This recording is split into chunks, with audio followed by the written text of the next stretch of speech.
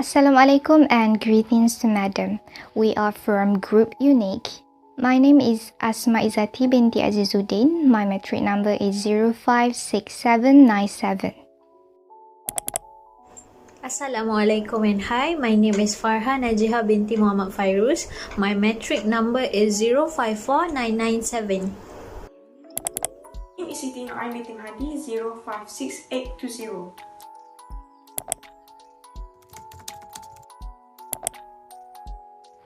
It is well established in law that an interlocutory injunction is ancillary to a cause of action, and therefore it is only a party who has a cause of action who can apply for an interlocutory injunction.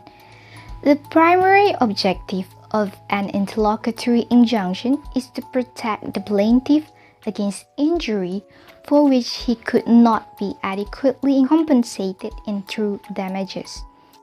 The main principle governing the grant of interlocutory injunction were clearly explained by the House of Lords in American Cynamid Company against Ethicon Limited Amming. However, it is important to bear in mind that the American Cynamid case contains no principle of universal application. The only such principle is the statutory power of the court to grant injunction when it is just and convenient to do so. The American Cynamid case is no more than a set of useful guidelines which apply in many cases. It should never be used as rule of thumb, let alone as a straitjacket. Therefore, the main objective of this assignment is to discuss the American Cynamid guidelines in detail and also see their application in Malaysia. I will explain to you about the first guidelines. What is an injunction? Injunction is a court order to one or different parties that either refrain the person from doing something or requires him to do a specific task. The first issue or guidelines upon the case is whether there is a serious question to grant an injunction. In granting the request of injunction, the court may ask two main questions. Firstly, whether the plaintiff will be entitled to the relief if there is a probability of evidence or vice versa. This problem often referred to as a serious question to be tried. Secondly, whether discomfort or injury that the plaintiff may incur if an order is rejected exceeds or offsets by the injury the defendant would incur if an order was granted. To get relief from the court, the plaintiff must usually promise a compensation. It is an agreement that the plaintiff will pay a certain amount of payment assessed by the court to be fair to any person affected by the interlocutory order, whether the person is a party or not. The grant of injunction will be rejected if there is no serious question to be tried. The court also considers the balance of convenience. It refers to the necessity to assess the disadvantages to the applicant if there is no injunction and prejudice or harm to the respondent if an injunction is imposed. It can be referred to the case of Holiday Inns Incorporation and another against Hotel Enterprises Limited 1976. Chua Judge said that in an application for the interlocutory injunction, the claimant must prove the probability or cause of action or defense sufficiently established by the claimant to make the court cited to them. In the case of Ting Suli against Lee Nyuk Ki, 2013, the court held that a strong prima facie case is required to induce a court to grant an interlocutory injunction against an administrator of an estate and thereby displacing his authority. There must be some evidence of actual misconduct or fraud or immediate danger of loss, for the court is reluctant to interfere with the work of an administrator except in special circumstances. The next principle of the American Cynamid is what would be the balance of convenience. of each party should the order of the injunction be granted. The court will need to decide on the balance of convenience when granting an injunction if the court cannot assess the case based on the adequacy of damages. The first factor the court will take into consideration when determining the balance of convenience is the preservation of the status quo. It was discussed in the case of SN Akmida Holdings Sdn Bhd and Ahmad Zaki Sdn Bhd, where the court referred to the American Cynamid principles and granted the injunction since the defendant owed the plaintiff money. It was manifestly unfair and without justification for the defendant to demand payment under either the performance bond or the advance payment guarantee.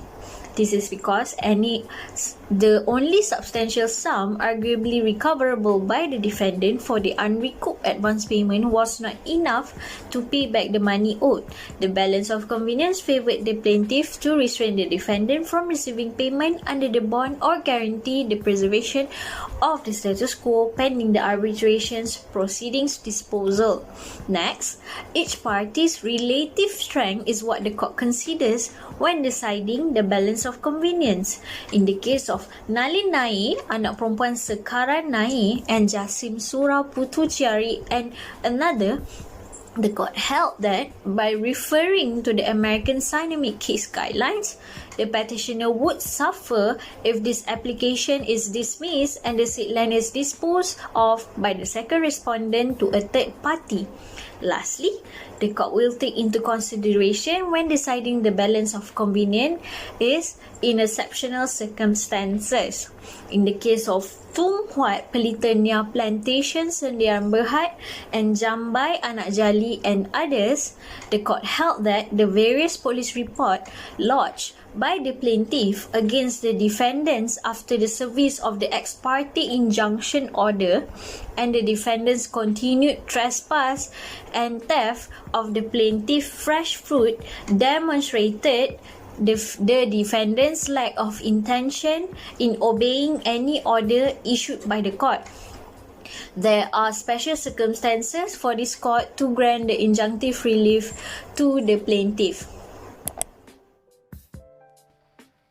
The third guideline is the need to identify whether there are any special factors referred to as governing principle by Lord Diplock. The governing principle meant by him is that the court should first consider whether if the plaintiff were to succeed at trial in establishing his right to a permanent injunction, he would be adequately compensated by an award of damages for the loss that he would sustain. If the damages in the measure recoverable would be an adequate remedy and the defendant would be in a financial position to pay them, no interim injunction should normally be granted. In Malaysia, the applicability of these American Cynamid principles were used in the case of Josu Engineering Construction Sdn Bhd against TSR Bina Sdn Bhd. In this case, the plaintiff claimed for a fortunate injunction to restrain the defendant from presenting a petition to wind up the company. The company was actively involved in construction projects, and if not restrained, the threatened winding up proceedings would occasion irreparable damage to the plaintiff. The application for injunction was allowed by the court, as damages would not be an adequate remedy. Another case applying the same principle is the case of Maple Amalgamated Sdn Bhd and another against Bank Pertanian Malaysia Berhad. In this case, the plaintiffs filed an application for an interlocutory injunction to prevent the defendant from executing the order for the sale of land pending the disposal of the plaintiff's action. It was held that the subject matter of this action, namely a piece of land, would have its market value, which makes the damages will be an adequate remedy. Also similar in the case of Osram Opto Semiconductors M. Sdn Bhd against U Machian, where the court held that damages is an adequate remedy and interlocutory injunction relief should not be granted. The alleged harm that is envisaged by the company is financial loss. It is tried that an interim injunction will not be granted in cases where compensation or damages is an adequate remedy. The last guideline provided in the American Cynamid is whether an award of damages would be an adequate remedy for the claimant. In the case of Splendid Waves, Sendirian Berhad and Another, and Song Kuasap and others, by referring to the American Cynamid principles, the court held that land is a special commodity that once lost may not be adequately compensated by damages for the loss. In the instant case, the first plaintiff principal business is the resort and hotel operation known as Starnis Resort. If the said land is being transferred to the hand of a third party, this may directly disrupt the first plaintiff business operation, as the new owner may take possession of the said land or any other actions on the said land. The loss of the said land may not be adequately compensated, as the first plaintiff would probably be unable to carry on with its usual resort and hotel business as before. This loss may also cause the loss of business to the first plaintiff. Therefore, compensation may not be an adequate remedy.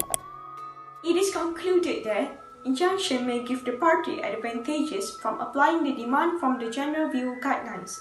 It is essential to ensure that the party meets all the court's requirements to succeed in using the request. They must bear in mind that injunctions should be a serious question to bring the case to the court to apply for it. Despite that, the party must have a reasonable course of action that can use for request. If there is no reason for legal action, the party may fail to seek for it. Next, the court may consider whether there are certain factors in the case. Last but not least, it is essential to make sure the remedy was adequate or vice versa. Therefore, the party must take this seriously to succeed in injunctions.